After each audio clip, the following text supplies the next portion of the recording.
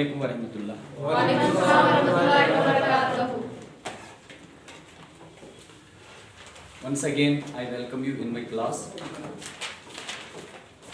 तो बेटा previous lesson में हमने Newton's universal law of gravitation के बारे में सीखा। Yes sir.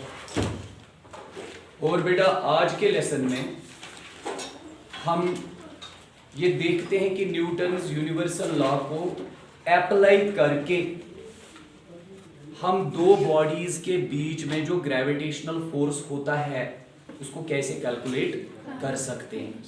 तो सबसे पहले न्यूटन्स यूनिवर्सल लॉ के बारे में बेटा हमने क्या सीखा था? Newton's universal law of gravitation.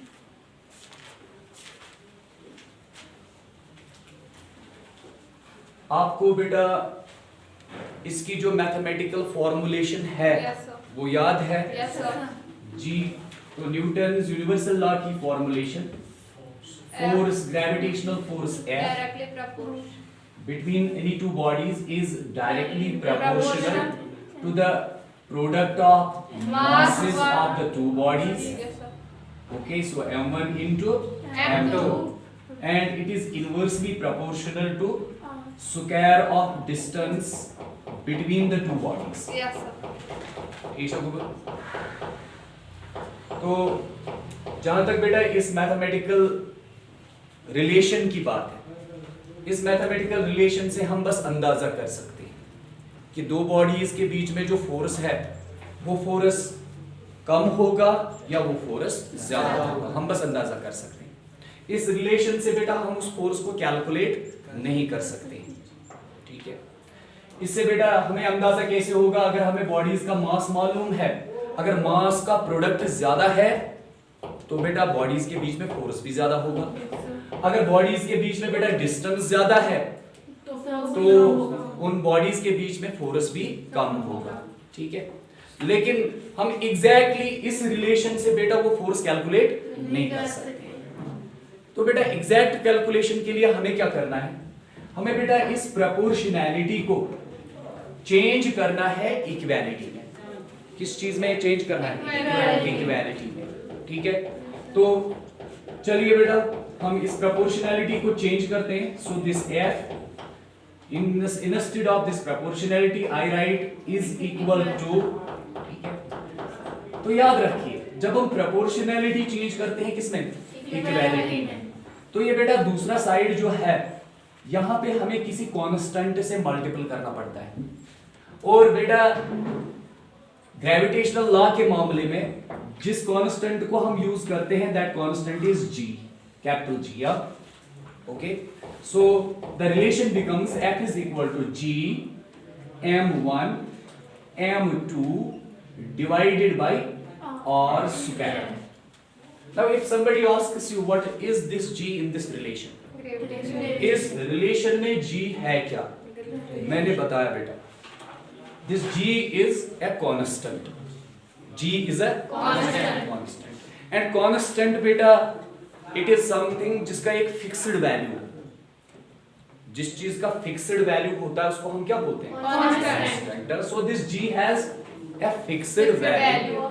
अभी आगे जाके वो वैल्यू भी हम जान लेंगे, बट प्रेजेंटली आप याद रखिए this G is called gravitational constant और वेरी इंपॉर्टेंट। तो याद रखिए wire this capital G is universal gravitational constant.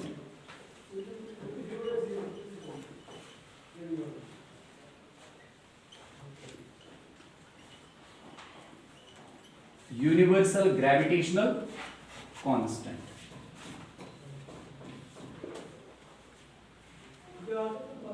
Okay बेटा, तो कांस्टेंट से हमें पता चलता है इसका एक फिक्स्ड वैल्यू होगा, तो डेफिनेटली हमें वो वैल्यू बेटा मालूम होना चाहिए, है कि नहीं?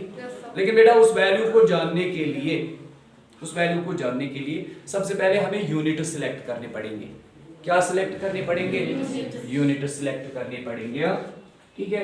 यानी सबसे पहले तो हम इस G के यूनिट्स की ही बात करेंगे आप।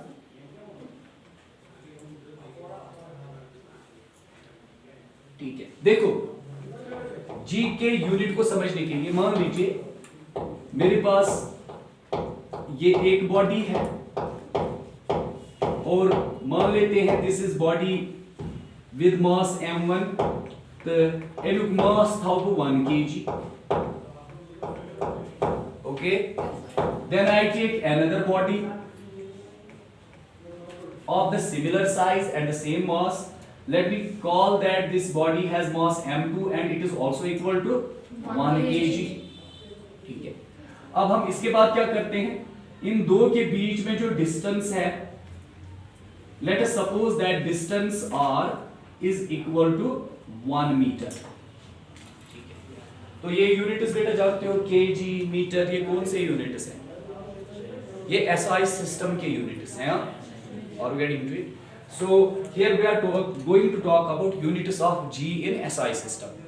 Unit of G in SI system.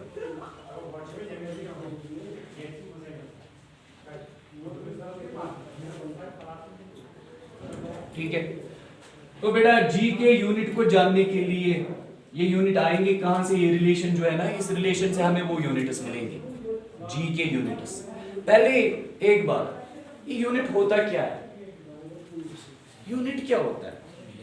देखिए, हाँ एग्जैक्टली, हमारे पास बहुत सारी क्वांटिटीज होती हैं, होती है कि नहीं होती है? जैसे एक कॉमन क्वांटिटी है मास, तो इस मास को मेजर करने के लिए जो मेरे पास स्टैंडर्ड है, ठीक है, तो मास को हम मेजर करते हैं किलोग्राम्स में, कभी ग्राम्स में, है कि नहीं? तो जिस स्टैंडर्ड से हम एक क्वांटिटी को बेटा मेजर करते हैं ना, उसको हम यूनिट कहते हैं। ठीक है, इस G के जो यूनिट्स है ना, तो इस रिलेशन से बेटा हम इस G के यूनिट्स को मालूम कर सकते हैं। आपको करना क्या, आपको बस एक काम करना है, इस G के साथ ये बाकी जितनी भी क्वांटिटीज है इनको हमें यहां ले जाना है। ठीक है, बताइए जरा, ये m1 और m2 इसको मैं यहां ले जाऊंगा तो क्या होगा? यहां से बेटा यहां ले जाऊंगा, क्या होगा? जब हम इनको ट्रांसपोज करेंगे क्या होगा? तो सीधी सी बात है, ये यहाँ पे बेटा G के साथ मल्टीपल है, तो यहाँ ये डिवाइड हो जाएंगे, m1 m2 यहाँ पे डिवाइड होगा, और ये r स्क्वायर यहाँ पे बेटा डिनोमिनेटर में है, तो इसको ट्रांसपोज करने पे ये क्या होगा? यहाँ पे ये मल्टीपल हो जाएगा। तो इसका मतलब हुआ कि इस रिलेशन से हम ये बताएंगे कि ये G जो है, G का वैल्यू क्या होगा?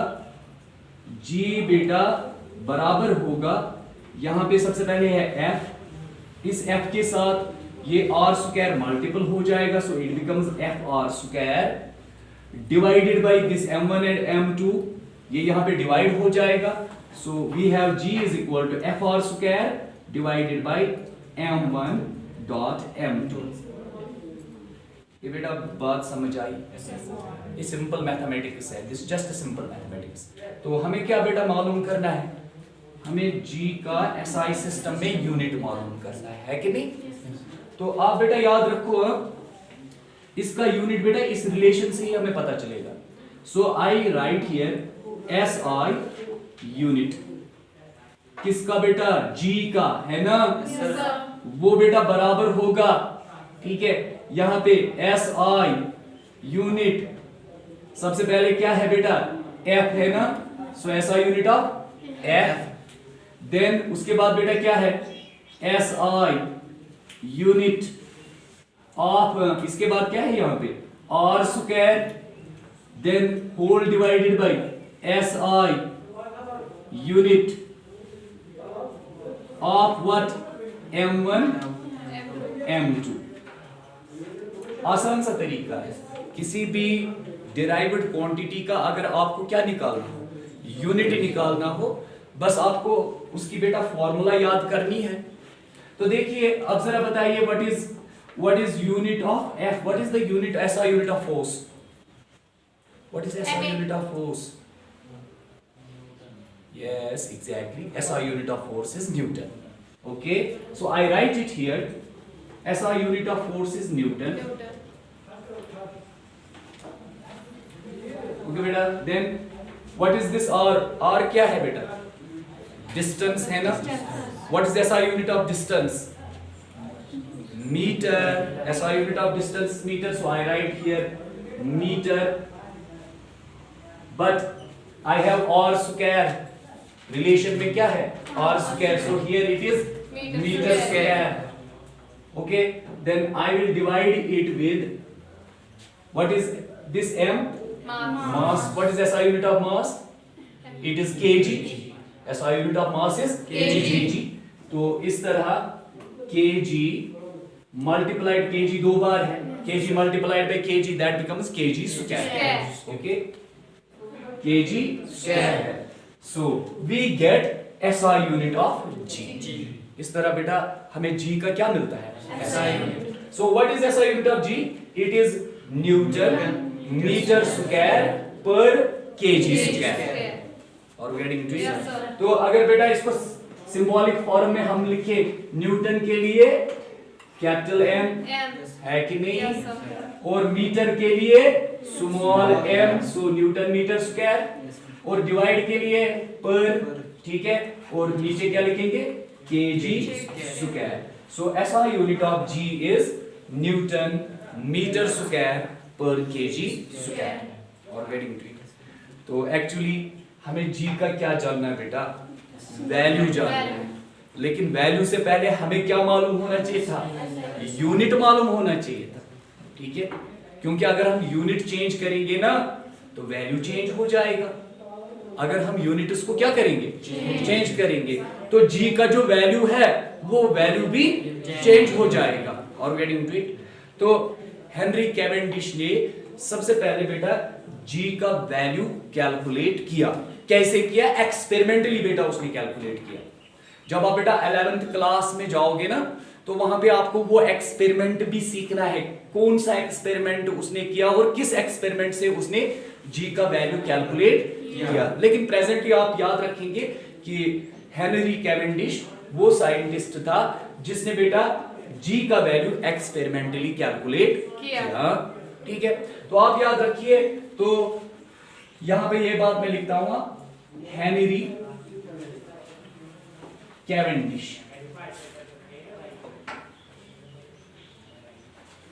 calculated value of g experimentally.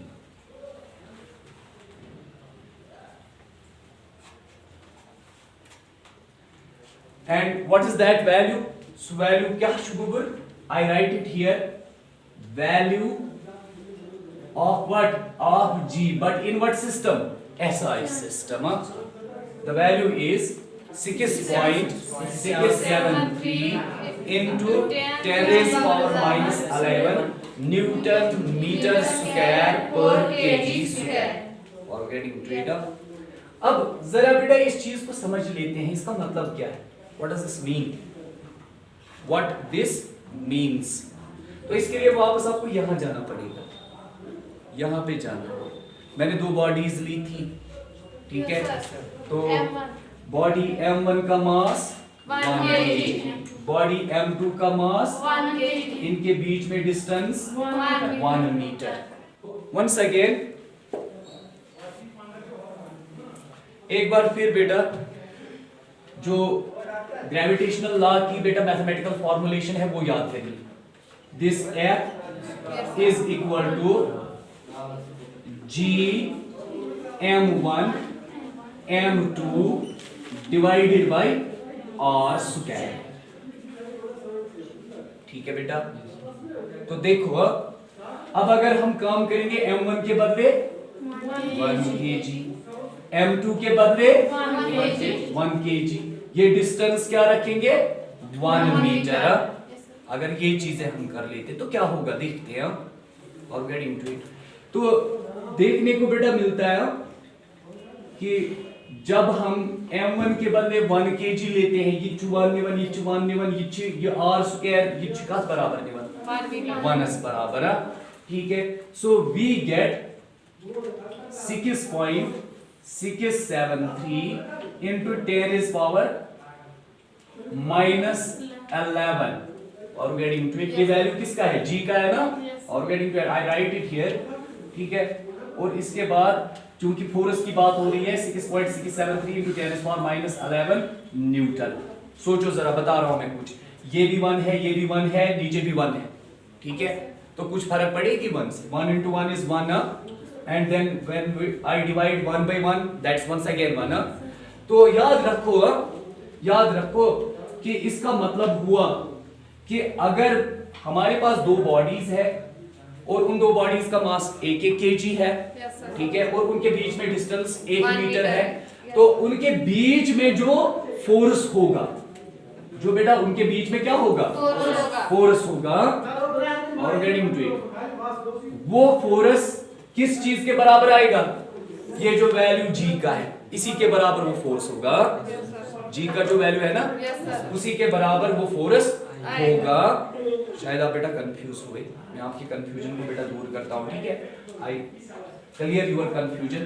तो ये क्लियर करने के लिए एक बार फिर मैं ये चीज नीचे लिखता हूं, F = g। इस m1 के बदले क्या है? 1 है ना, ठीक है। m2 के बदले क्या है? 1। एक बार फिर 1 है ना, ठीक है। और r² के बदले क्या है बेटा? 1। सो आई राइट 1², ठीक है। अगर इसको बेटा एक बार फिर हम लिखते हैं,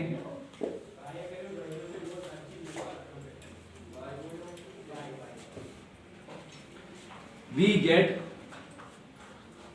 F = g। अच्छा समझ हुआ? तो जरा सोचो यहां पे, what is this g? What is g? What is g? g is gravitational constant और getting to it। और इस रिलेशन से हमें क्या पता चलता है? ये मेरी रिलेशन से क्या तरह है? This g is equal to F। ये g जो बेटा पान फोर्सस बराबर, मगर केमिस आता when this g is equal to F, it is on g is equal to F only when this m1 is also 1, m2 is 1 and r is 1। g ने तेरे f बराबर, g बेटा खाली उस case में किसके बराबर निकलेगा? f के बराबर निकलेगा, जब बेटा ये दो बॉडीज जो है इनका मास 1 यूनिट होना चाहिए और इनके बीच में जो डिस्टेंस है वो भी 1 यूनिट होनी चाहिए। और तब हम कह सकते हैं इनके बीच में जो फोर्स है वो किसके बराबर है? वो g के बराबर है। और गेटिंग टू, इसलिए अब बेटा हम यहाँ पे g को भी बेटा डिफाइन कर सकते हैं। हम g को डिफाइन कर सकते हैं, हम कहेंगे g is the force, g is the force, g खुद फोर्स ही है between two bodies of 1 unit masses, of 1 unit masses separated by a distance of 1 unit or getting so I write it here, ठीक है। G is the force between two bodies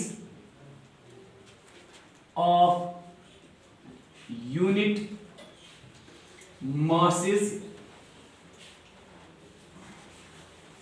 and separated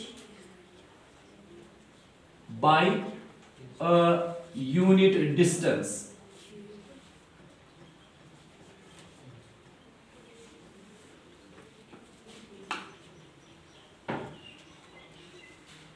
okay बेटा, got it? ये बात आई समझ में? जी का मामला समझ में आया? ठीक है। तो व्हाट वी कॉल जी को क्या बोलते हैं? Universal gravitational constant. Universal gravitational constant. Okay बेटा, दिस द फर्स्ट थिंग। और इसके बाद बेटा दूसरी बात, इस जी का एसआई सिस्टम में बेटा यूनिट क्या है? एसआई सिस्टम में इसका यूनिट क्या है? जो अभी हम यहाँ पे बेटा मैंने मेंशन किया था, न्यूटन मीटर स्क्वायर पर केजी स्क्वायर, ठीक है। और जी का वैल्यू जो है बेटा, जी का वैल्यू सबसे पहले किसने कैलकुलेट किया? हेनरी कैवेंडिश ने बेटा इसको कैलकुलेट किया। और एसआई सिस्टम में बेटा इसका वैल्यू क्या है? -11 न्यूटन मीटर स्क्वायर पर केजी स्क्वायर। अब आगे हम ये जानना चाहते थे कि ये जी एक्चुअली है क्या। ठीक है, तो मैंने बताया आपको कि अगर हमारे पास दो बॉडीज होंगी यस सर, और उन बॉडीज का मास एक यूनिट के बराबर होगा यस सर, और उनके बीच में जो डिस्टेंस है वो भी एक ही यूनिट होगी, तब उन दो बॉडीज के बीच में जो फोर्स होगा वो फोर्स किसके बराबर होता है? वो फोर्स बेटा जी के बराबर होता है। बात आपको समझ आई? और इसीलिए मैंने कहा जी बेटा वो फोर्स है जो उन दो बॉडीज के बीच में होता है जिनका मास भी एक यूनिट होता है और जिनके दरमियान डिस्टेंस भी एक यूनिट होती है। ठीक है, ओके बेटा, that's all for today, thank you.